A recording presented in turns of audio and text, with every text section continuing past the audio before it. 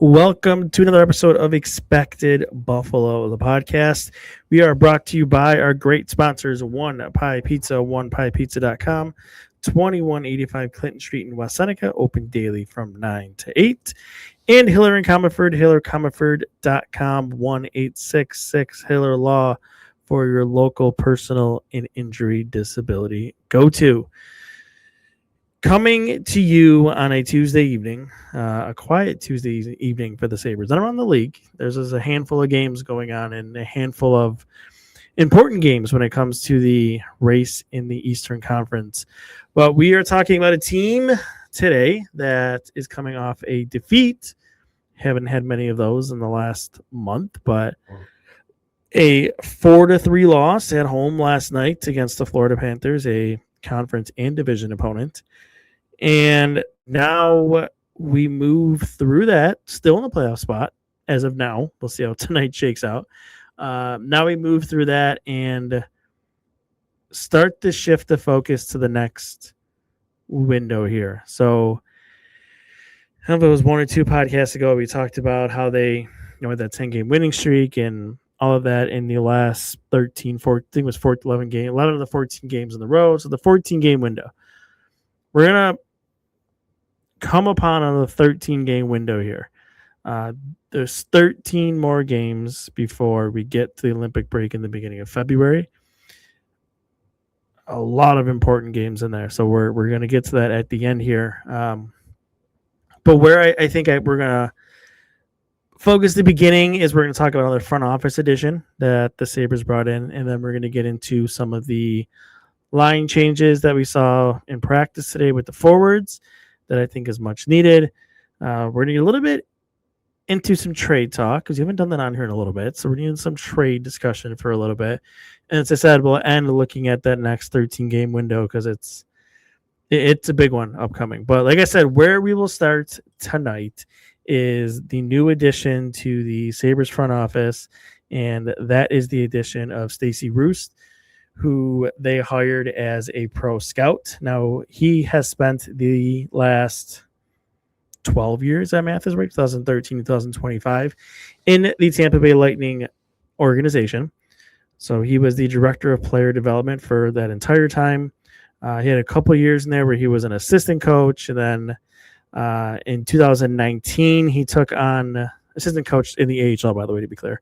And then he took on the role of assistant general manager in 2019. He took over as the Syracuse Crunch general manager in 2019 until the end of last season, when the Lightning and Roest went their separate ways in the last season. In that time, he won 2 Stanley Cups. Very big, I guess, proponent or person involved in their player development. The Syracuse Crunch, if you don't know, were a pretty good AHL team under his tenure. And then before the Sabres hired him, he spent some time with Mark Bergevin. He was the associate GM, I think, of the 2025 Canada Spangler Cup team. So a lofty resume for Stacy Roest, who, if you're going to pick somebody out of an organization, why not? Who better than the Tampa Bay Lightning? As I said, 2 Stanley Cups, knows what it's like to put a cup contender on the ice. Coming through the Lightning organization, there was always these guys that would just pop up out of nowhere. Carter Verhaeghe or Cirelli. I don't know why I'm blanking. I should have wrote some down, but that's a good example of a couple guys who came up and were impact players. And I'm sure, like I said, there's a handful more that I can't even think about right now. That were important and impactful pieces on the Lightning winning those Stanley Cups. So good addition, a really strong hire. That trend continues, and that's something we're not familiar with over the last 6 years, the amount of experience that is now in this front office, which we'll get to that in a moment. But I want to get into a little bit on Roest before we move into the other parts of the front office that's kind of establishing here is, if you listen to a lot of what I rang off there, assistant general manager for 5 years, director of player development for 12 years, in AHL GM, 2 Stanley Cups, working with Team Canada. it's not a lot of not the resume of somebody who is a pro scout or hired as a pro scout. So what I mean by that is the writing on the wall there would dictate that this is probably not the spot he's going to find himself in when July comes around after the draft. I think there is a bigger, more prominent role here. I think coming in as a scout allows him to get familiar with the organization, allows them to help them on the pro side where they need it right now. And then I think as we get in after the draft and then into July, we'll probably see a secondary round of shuffling.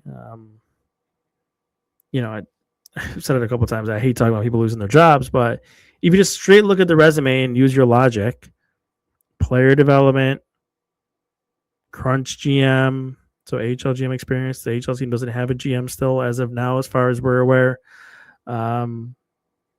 It seems like he would probably step into an assistant general manager role, and likely based on his resume and what he's known for, would step into the spot that Jerry Fortin, who is the current assistant general manager and director on the amateur side,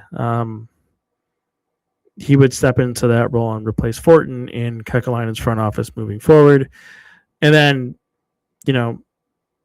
writing on the wall, obvious, is Josh Flynn would step into the assistant general manager and the role that Mark Jakubowski currently has as the assistant general manager now in July. So really we're starting to see the focal point of who is going to be the main players in this front office moving forward. It's going to be Roest. It's obviously going to be Kekalainen. It's going to be Josh Flynn. It's going to be Mark Bergevin. We'll see where things go with Sam Ventura in the analytics department as the season moves along and into the offseason. But those four guys, Roest, Flynn, Bergevin, and Kekalainen, they're going to be your main guys. They're going to be your shot callers. They're going to put this roster together moving forward for the next how many ever years. And we'll see what comes to that. And like I said, it's a lot of experience there, and that's not something that we've come accustomed to in Buffalo for the last, I don't know how many years. When's the last time a handful of experienced front office people were here, and not even that, like well-known? Bergevin, Kekalainen, Roest, and then Josh Flynn too. So these are all well-known, well-respected, experienced front office people here. And I anticipate as we go along, throughout the rest of the season, even into the summer, that we're going to see more changes, whether it be to the pro scouting, the amateur scouting, analytics department, whatever. I fully anticipate we're going to get some more changes, and this front office and then continue to turn over as we head towards next season. But good start for Kekalainen for sure. Encouraging, exciting. I guess the best way to put it is probably what we were all hoping for and wanted coming out of this Kevin Adams era, is an experienced general manager with an experienced front office that know how to put a winning team on the ice. And now we just hope that they can successfully execute that with the road that they have in front of them. So front office, let's shift to the focus on the ice here. Hot topic over the last, week or so, maybe a little bit longer. The team's still been winning games with a couple losses mixed in. Not a lot of changes to the forward groups of the lines, but we finally started to see that out of Florida. The loss against Florida yesterday, we saw some changes, and I think most of us will agree, probably some overdue changes to your forward line. So if you missed it, I'll run them off for you really quick. So today in practice, and to be clear, I think from some of the reports I saw, Fairburn, there wasn't line rushes, but these were trios in one of the drills they did. So it was Benson, Tage, and Tuck, going back to that original top line that really carried them for a lot of last season. Then Oslin, Norris, and Doan. We saw how good Oslin and Norris played together, and I think that's good to get him out of that fourth line role and back into an area he was successful. I think they missed that for the last couple of weeks, even though they were winning some games. I think they missed that part of his game, and Doan has been excellent all season. Again, it's a good mix of skill sets. You have a forechecking, playmaking winger in Oslin. You have your finisher and your transition guy in Norris. And then you have your kind of your guy who can do it all in Josh Doan. I think that's a really good mixture of skill sets there. And then your third line, quote unquote, is Zucker, McLeod, Jack Quinn. And your fourth line is Greenway, Peyton Krebs, and Beck Melenstein. Peyton Krebs back to that familiar spot on the fourth line, playing center after a couple of weeks on the top line with Tage and Doan. I think that was the one that probably was the overdue one. I think the one game, well, not the Florida game, the one before that, they all blend together really. But the one game before the Florida one, I think they were on the verge of making a change there, and that line had a decent game, and I think a bottom another one, and then we saw, for the third time in 4 games, we saw Krebs get pulled off of that first line before the game ended. So I think that was the obvious sign that they were probably at the end of it. They played that one out. They got everything they could out of it, and it's time for a change now. And it's good. I'm glad Lindy saw that. I'm glad that he recognized that and went back to some things that work. That Tage line worked very well. The match of Norris and Oslin has worked well in the past. I talked about when Zucker came back, the numbers that were really good for that McLeod, Zucker, Quinn line in 93 minutes together. They're a 55% shot share. They were a 60% goal differential and a 50% expected goal share. So that's 93 minutes isn't a small number, but that they had some good numbers there, and we'll go back and see if that works. Quinn's been up and down. I think Zucker's kind of been up and down at 5-on-5 since he came back. McLeod's been playing really well. So, hopefully the three of them getting back together can bring about more depth on this roster. And it's weird because it's not like they've really struggled in scoring. They haven't. They scoring their goals, and if one line's not going, then another one steps up, and that's why they've been able to kind of keep this streak going of winning whatever they're at, 13 out of the last 15. So, yeah, I don't think anything is dire by any means in that regard, but certainly I think there was time to make a change there, and, we'll see. We'll see how that looks against the Flyers tomorrow, and then they back it up against the Canadians on Thursday, and 2 big games there. So, but we'll get to that in a minute. I promised some trade stuff, so we'll get to that first, and I guess we'll probably jump to that now because it brings the forward line conversation into that, because I thought about today and maybe the last few days.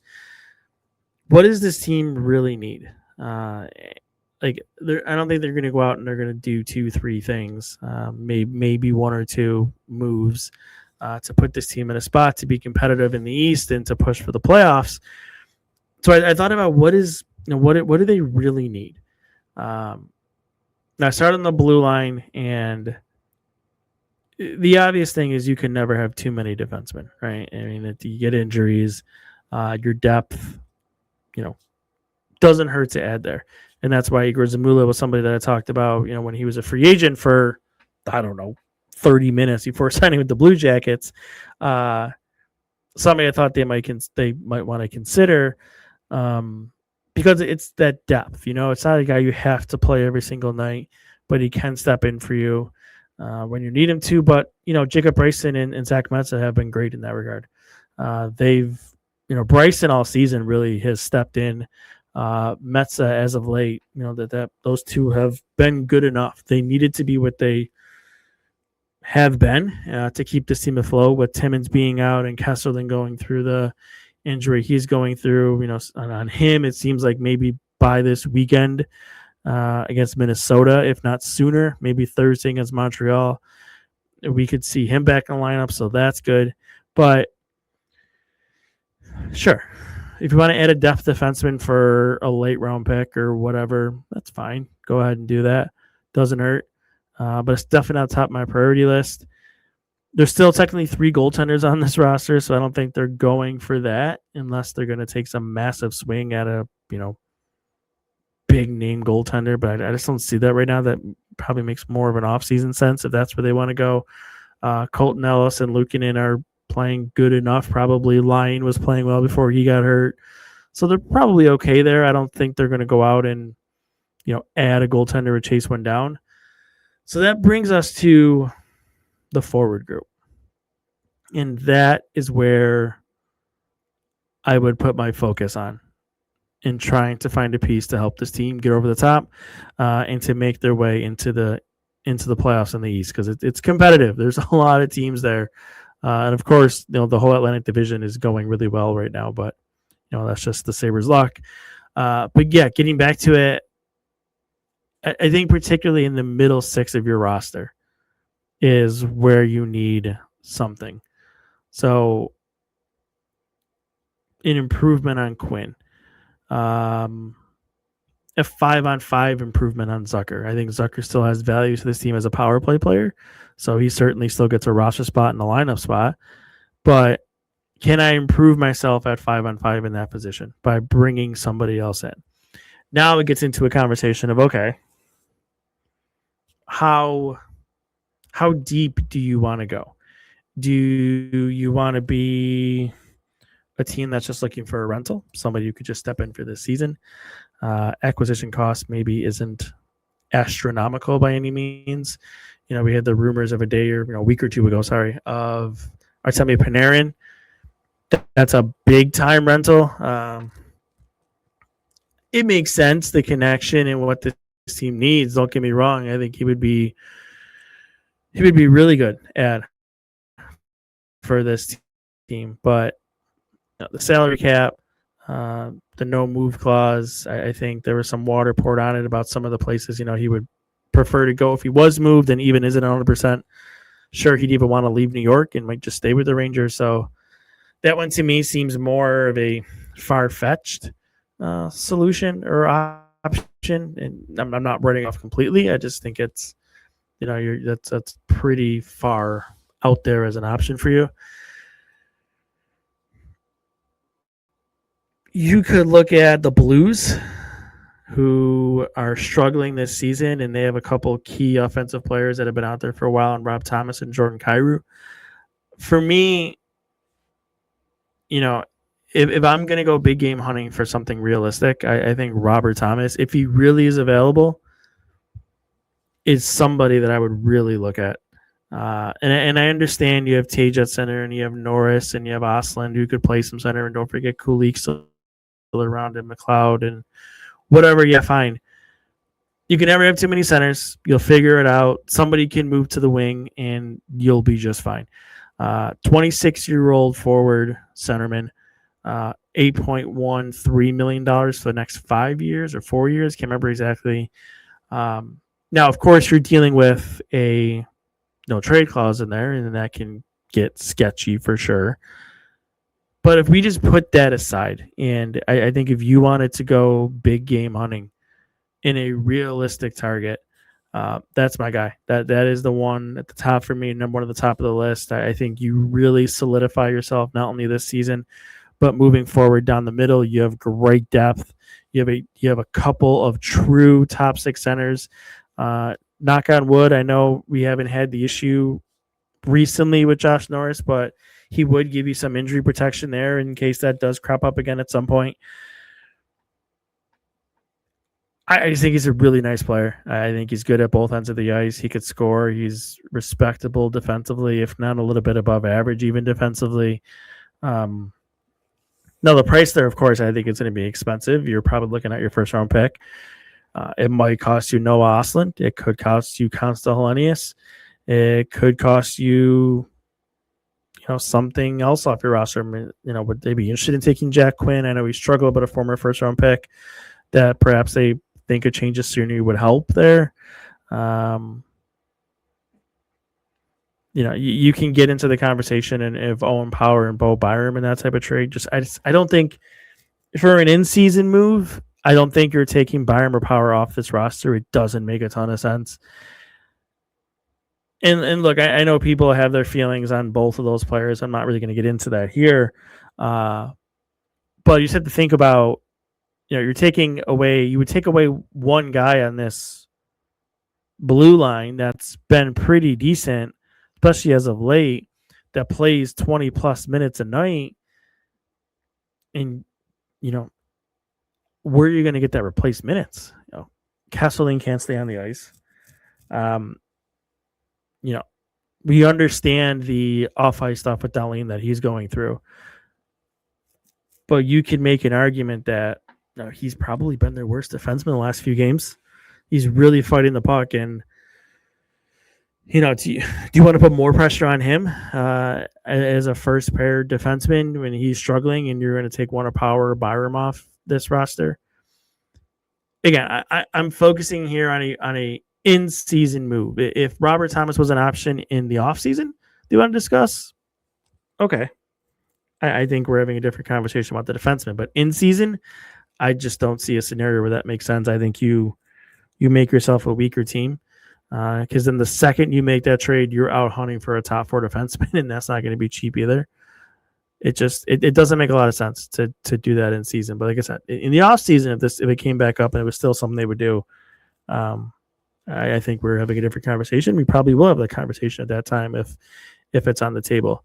Another team that maybe is something fans should focus on is the Winnipeg Jets. They are really having a disappointing season. I think they're in last place or right there in the league, and it's a little bit surprising. It feels like that team kind of got old fast. I know that Hellebuck missed some time, and that hurt him. And I think even since he's come back, he really hasn't been that great. But there's a few players on that team that are interesting. One guy that has come up consistently as of late in the Expected Buffalo Discord is Nino Niederreiter. 33 years old, left shot winger. He has this season and then next at a $4 million cap hit. For me, is that a improvement on Jack Quinn from a scoring perspective? Probably not. Is that an improvement on Jordan Greenway? Probably. I think so. Niederreiter has scored a lot of goals in this league. He had 14. Let's see. I'm sorry. Let me go back up here. He had 17 last year in 37 points, 82 games, 18 the year before. So, there's a guy who can produce there for you. He's got 6 goals and 17 points in 43 games, which I'm pretty sure by quick math in my head puts him pretty close to that 1737 that he put up in 82 games last year, maybe a little bit under that. But, you get him here and put him on a different group, maybe that changes things. And, he's 33 years old. I think there's a little bit of a regression in his game. But I think if you change his role and put him in a different situation, physical, he's trustworthy both ends of the ice. He can somebody around the net, who can pass some goals for you. I think it reminds me of a true playoff player that you would want on your roster. So that's somebody I think that you could consider from there. There's other guys like Cole Perfetti, but I don't think they're going to move him. He's young. Vlad Nemestikov is somebody who I've thought about before. Winnipeg relies on him a lot. He can play a lot of different situations. He can be a centerman. He can be a wing. He's a guy who's jumped around, but I think has settled recently in Winnipeg the last few years. He was somebody that was on my list, I think, 2 years ago. Is somebody I was interested in, but he's another guy who's probably a fourth liner. Maybe he can squeeze into your third line. He's got 7 goals and 9 points in 43 games this season. You're seeing the trend in Winnipeg. They're just not getting enough from the bottom of their lineup. But, it's not really the bottom. It's the entire lineup besides the first line.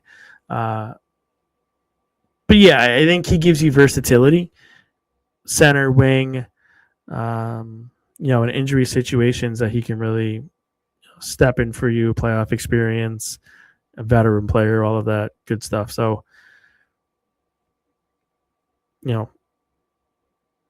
I don't think it's one of my top options.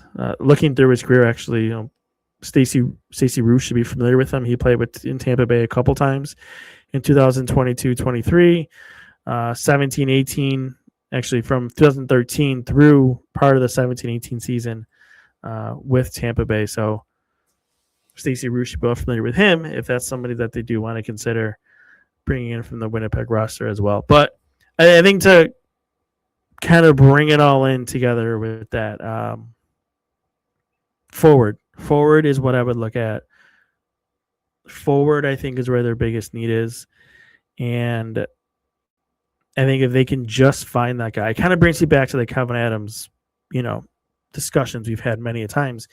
If you just brought in that last forward that you needed, I think you really could kind of put your team in a great spot to solidify themselves as a playoff team and make that push to break that drought. And hopefully, we see Jarmo do that. It's tough for me, and I think we have to remember this is only, he's a month into the job. I listened a little bit to Mark Bergevin's interview today on Sabres Live, and you listen to him talk about this team, and certainly it's we're getting better. And he talked about the front office too, and then some of the changes that they're making. It was a really good interview. I suggest you listen to it. But from listening to what he was saying about this team moving forward and where they're at, to listening to what Jarmo was saying, you have to make smart decisions. We're not going to push all in right away unless, we think we have a Stanley Cup team here. And let's be realistic. I don't think this is a Stanley Cup roster. Certainly, I would say is a playoff team. So I think that's the balance you have to kind of look at here. Now, of course, you cannot let this opportunity slide by you and, not take the swing if it's there. And I don't think Jarmo would do that, to be clear. I think if there was an opportunity to swing at something and he thought it made sense, he'll do it. But I think it's also making sure that as fans and followers of this team that we set proper expectations for ourselves to, understanding where this management group is in month one of what they hope to be a multi-year situation where they're running this team. So, I just wanted to put that out there and not try to rain anybody's parade, because again, I think if the right thing is there, they'll do it. It's just set proper expectations. Understand the situation you're in. Now, 2 months ago, we're not talking about being buyers, and here we are. And I certainly think that they will be buyers.